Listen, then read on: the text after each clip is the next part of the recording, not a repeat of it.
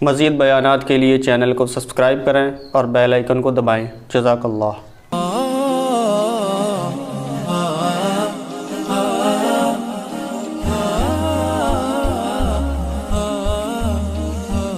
بعض لوگ بزرگوں سے محبت کا اظہار ان کے ہاتھ چومنے کو بھی شرک سمجھتے ہیں۔ اللہ کے بندو، کسی سے عقیدت محبت میں ہاتھ چوم لینا شرک کا اس سے کیا تعلق ہے؟ میں مانتا ہوں کہ زیادہ نہیں، یہ چوما چاٹی جو اس طرح کی بزرگوں کی ہوتی ہے اس سے نقصان ہوتا ہے۔ اول تو کوئی بزرگ ہوتا بھی نہیں ہے، لوگ خام خواہ میں عقیدت میں ہاتھ پاؤں چومنا شروع کر دیتے ہیں اس کے۔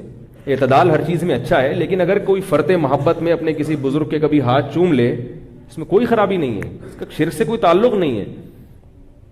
عربوں میں رواج ہے نا، جب بھی ملتے ہیں ایک دوسرے کا ماتھا چومتے ہیں، کہ شرک ہو گیا یہ۔ جیسے ماتھا چومنے سے مشرک نہیں بن جاتا، ایسے ہاتھ چومنے سے بھی مشرک نہیں بن جاتا، اس کو بھی شرک ہے یہ۔ بعض لوگ تعویذ کو شرک کہہ دیتے ہیں۔ ایک صاحب مجھے کہنے لگے تعویذ شرک ہے، میں نے کہا تعویذ میں یا اللہ مدد لکھ کے گلے میں لٹکا دیا، یہ شرک کہاں سے ہو گیا اللہ کے بندو؟ تو کہنے لگے یہ شرک کا ذریعہ ہے۔ میں نے کہا جس چیز کا ذریعہ ہوتی ہے وہ چیز نہیں ہوتی۔ حیدرآباد جانے کا ذریعہ سڑک ہے نا، کراچی سے جب حیدرآباد جائیں تو کس ذریعے سے جائیں گے؟ سڑک سے۔ تو کیا سڑک حیدرآباد ہے؟ تو جب کسی چیز کو شرک کا ذریعہ کہہ دیا تو یہ آپ نے کہہ دیا کہ وہ شرک بہرحال نہیں ہے۔ ہاں ذریعے پر بات ہو سکتی ہے، ذریعے پر بات ہو سکتی ہے۔ تبھی میں بھی تعویذ گنڈوں کا قائل نہیں ہوں، جائز سمجھتا ہوں، مگر میں سمجھتا ہوں اس زمانے میں اس سے اجتناب ضروری ہے، کیونکہ لوگوں کے عقائد خراب ہیں۔ عامل لوگ تعویذ گنڈوں کے نام پہ الو بناتے ہیں اور یہ چیزیں انسان کو وہمی بناتے ہیں، بالآخر شرک تک لے کے جاتی ہیں یہ چیزیں۔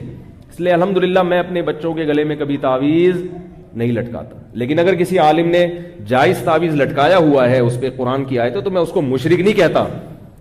البتہ اللہ کا بڑا فضل ہے، ہمارے باپ دادا میں یہ رواج ہی نہیں تھا تعویذ، ہمارے ابا نے کبھی نہیں رکھا تعویذ۔ بعض لوگ مزاج کے توحیدی ہوتے ہیں اور بعض مزاج کے بدعتی ہوتے ہیں، سمجھ میں آ رہی ہے بات؟ بعض لوگوں کو ان چیزوں سے طبی طور پر گھن آتی ہے۔ ہماری دادی اللہ تعالیٰ ان کی مغفرت فرمائے حضرت مولانا عبد الرحیم رائے پوری رحمۃ اللہ علیہ سے بیعت تھی، وہ کبھی یہ تیجے اور 40ویں کا کھانا نہیں کھاتی تھی، حالانکہ ان کو نہیں پتا تھا کہ یہ بدعت ہے۔ وہ تو بیچاری گاؤں دیہات میں پلی، بیعت ہوئی، وہ تو صرف ان سے اصلاحی تعلق تھا، مسائل ان کو زیادہ معلوم نہیں تھے، لیکن کہیں بھی کسی میت کے گھر سے کھانا آتا تھا کبھی نہیں کھاتی تھی، کہتی مجھے مردوں کے کھانوں سے ویسے گھن آتی۔ بات آ رہی؟ ان کو آپ کوئی دلائل سے نہیں قائل کر سکتے کہ یہ جائز ہے یا ناجائز ہے، وہ کہیں جائز ہوگا تمہارے لیے ہوگا، ٹھیک ہے نا؟ یہ مردوں کے کھانے ہمارے حلق سے نہیں اترتے۔ تھوڑی سی غیرت بھی کوئی چیز ہوتی ہے نا، کیا خیال ہے؟ تو یہ جو تعویذ گنڈے والے لوگ ہیں نا، جائز ہونے ایک الگ چیز ہے، مگر یہ تعویذ گنڈے والوں میں آپ کو توکل کبھی نظر نہیں آئے گا۔ یہ ہمیشہ ان پر اللہ کا کچھ ایسا عذاب آتا ہے کہ یہ ہمیشہ اسی پلیتوں میں لگے رہتے ہیں۔ انگوٹھے میں الگ دھاگا بندھا ہوگا، کالا سا پٹا گلے میں پڑا ہوگا، اور یہاں ایک کچھ باندھا ہوا ہوگا، اور پھر گھول کے بھی کچھ پی رہے ہوں گے صبح شام، ساری زندگی اسی میں۔ اللہ کا بڑا فضل ہے، ہمارے سارے کام اللہ دعاؤں سے پورے کر دیتا ہے۔ ہمارے بچے کبھی بیمار ہوں، ہم دعا مانگتے ہیں اللہ سے، الحمدللہ اللہ شفا دے دیتا ہے۔ ڈاکٹر سے علاج کراتے ہیں، ایک محلے کے ڈاکٹر ہیں، وہ سارے بچوں کے پورے رول نمبر کے حساب سے انہوں نے یاد کیے، کون سا پیس ہے، یہ 3 نمبر والا پیس ہے۔ اللہ نظر سے بچائے، بس اتنا، سورہ فلق سورہ ناس پڑھ لیتے ہیں، دم کر لیتے ہیں۔ مجھے بہت لوگوں نے کہا کہ آپ یوں کریں، آپ ایسا کریں، آپ عاملوں کے خلاف بہت بولتے ہیں، یہ کچھ کر دیں گے۔ میں نے کہا ان کا باپ بھی کچھ نہیں کر سکتا، کیا خیال ہے؟ ان سے تو ڈرو ہی نہیں، جن چڑیل بھوت سے، جو عامل جو جن چڑیل بھوت سے دھمکی دیتے ہیں نا، اس سے تو ڈرو۔ شیر سے ڈر لو، گدھے سے بھی کبھی کبھار ڈر لگتا ہے، لات نہ مار دے۔ کتے سے ڈر لگتا ہے، میں اپنی بات کر رہا ہوں، کبھی کبھار مجھے کتے سے بھی ڈر لگتا ہے کہ یار کہیں حملہ ہی نہ کر دے۔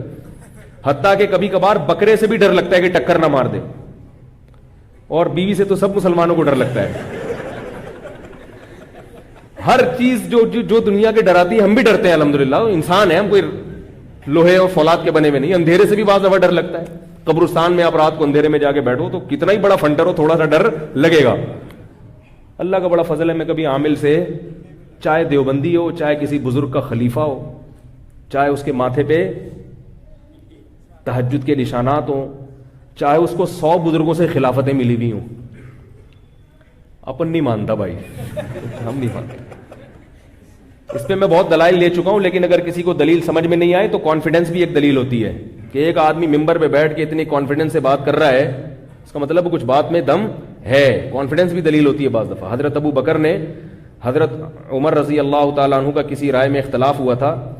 حضرت عمر رضی اللہ تعالیٰ عنہ نے کہا کہ قرآن کو جمع کیا جائے. حضرت ابو بکر نے کہا جو کام نبی نے نہیں کیا میں وہ کیوں کروں, جو کام نبی نے نہیں کیا میں وہ کیوں کروں. حضرت عمر نے فرمایا آپ کو کرنا پڑے گا. اتنے بغیر دلیل کے حضرت عمر کانفیڈنس سے بات کرتے رہے کرنا پڑے گا ورنہ قرآن ضائع ہو جائے گا. ابو بکر فرما رہے ہیں کہ بھائی اگر ضائع ہونے کا خطرہ تھا تو نبی نے کیوں نہیں کیا یہ کام. حضرت عمر دلیل نہیں دے رہے, حضرت فرمایا نہیں کرنا پڑے گا ورنہ ضائع ہو جائے گا. اتنا زور سے اصرار کیا. ابو بکر فرماتے ہیں اللہ نے مجھے شرح صدر کر دیا کہ بھائی یہ عمر صحیح کہہ رہا ہے. بعض دفعہ دلیل نہیں ہوتی, بندے کا کانفیڈنس کام کر جاتا ہے.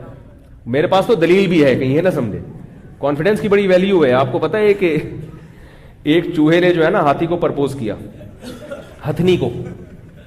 چوہا ہے اور ہاتھی کی جو ماتا ہے ہتھنی, اس کو پرپوز کیا.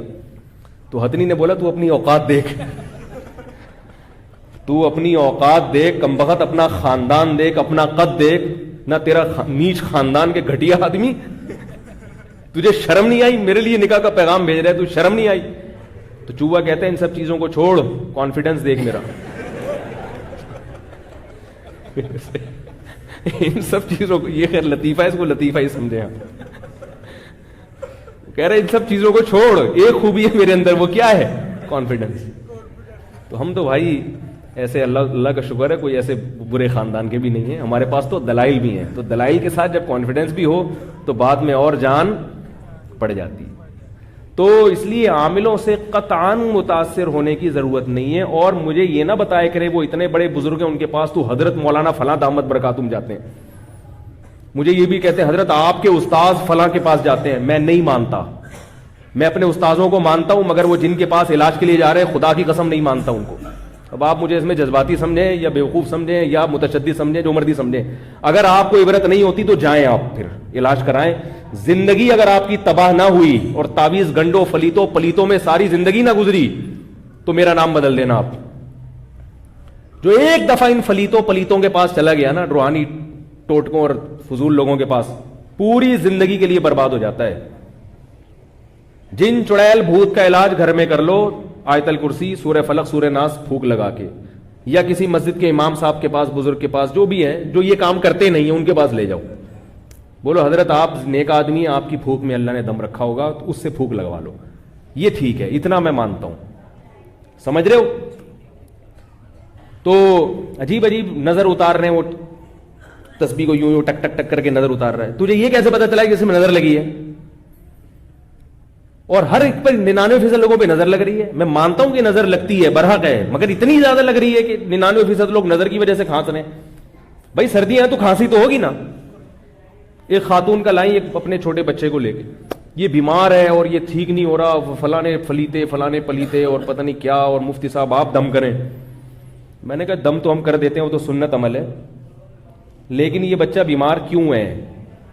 ان سے میں نے پوچھا یہ ماں کی فیڈ پی رہا ہے کہ نہیں پی رہا؟ انہوں نے کہا نہیں, ڈبے پہ چل رہا ہے یہ. میں نے کہا جتنے پلیتے لگا لو, یہ بچہ صحت مند نہیں ہو سکتا. اللہ نے ڈبے نہیں پیدا کیے, بچے کے پیدا ہوتے ہی کیا مارکیٹ میں ایک دم ڈبے آ جاتے ہیں؟ بھائی اگر بچے کے لیے ڈبے کا دودھ اچھا ہوتا جو ڈاکٹر لکھ کے دے رہا ہے, تو جیسے ہی بچہ پیدا ہوتا آسمان سے آپ کے گھروں میں 2-3 ڈبے اترتے اللہ کی طرف سے. جیسے ہی بچہ پیدا ہوتا ہے فوراً ماں کی چھاتیوں میں دودھ پیدا ہوتا ہے, اس لیے کہ اللہ جانتا ہے اس کی کیا چیز اس کے لیے کیا ضروری ہے.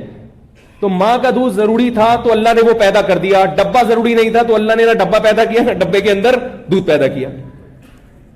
یہ ڈاکٹروں کی تقریریں ہمارے سامنے, یہ فالتو قسم کی تقریریں. ڈاکٹروں کو میں مانتا ہوں, ہم بھی بیمار ہوتے ہیں ڈاکٹر کے پاس ہی جاتے ہیں, لیکن ایک تو ہر ڈاکٹر کی ہر فیلڈ میں ریسرچ نہیں ہوتی, دوسرا فطرت سے جو ڈاکٹر آپ کو لڑوا رہا ہے نا اس کی بات کبھی نہ مانو. ایک زمانے تھا ڈاکٹروں نے ڈبے کے دودھ کے فضائل پر زمین اور آسمان کے انبار لگا دیے تھے, بعد میں تجربے سے ثابت ہوا کہ غلط ہے یہ. بھائی جو اللہ کی تخلیق ہے اس کا کوئی آلٹرنیٹ نہیں ہو سکتا. جس خدا نے پیدا کیا وہ ماں کی چھاتیوں میں دودھ پیدا کر رہا ہے, آپ کہہ رہے ہو نہیں یہ والا زیادہ اچھا ہے, اس کا مطلب وہ جو آسمان پہ خدا بیٹھا ہوا ہے وہ غلط کر رہا ہے, آپ کو زیادہ پتا ہے. تو مائیں آج کل بچوں کو دودھ نہیں پلاتی, پھر وہ دم درود تعویذ گنڈے اور پتہ نہیں کیا کیا. وہ کہنے لگی بچہ دودھ پیتا ہی نہیں. میں نے کہا اس کا کچھ علاج کراؤ, ڈاکٹر سے جا کے پوچھو کیوں نہیں پی رہا, ماں کا دودھ کیوں نہیں پی رہا. تو ماں کا دودھ کڑوا ہو جاتا ہے بعض دفعہ. جب عورت کا مزاج کڑوا ہو نا, اس کی کڑواہٹ دودھ میں بھی آتی ہے. حقیقت ہے یہ. ماں کے دودھ کو اللہ نے عجیب چیز بنایا ہے, ایسا لنک اللہ نے رکھا ہے. دیکھو بچہ روتا ہے, بھوک لگتی ہے, تو ماں کی چھاتیوں میں دودھ خود بخود بڑھ جاتا ہے. بچہ جتنا وزنی ہوتا ہے نا, جتنے پاؤنڈ کا ہوگا, اسی حساب سے ماں کی چھاتیوں میں دودھ پیدا ہوتا ہے. ڈبے کو یہ پتا ہے کہ کتنا پیدا ہونا ہے, کتنا نہیں ہونا. اور بچے میں جس وٹامن کی کمی ہوتی ہے, ماں کے دودھ میں وہ چیز بڑھ جاتی ہے. تو اللہ ہے بھائی, اللہ پہلے اللہ ہے, باقی چیزیں بعد میں. مفتی طارق مسعود صاحب کے مزید شارٹ کلپ بیانات کے لیے ہمارے چینل کو سبسکرائب کیجیے اور بیل آئیکن کو دبائیے. جزاک اللہ.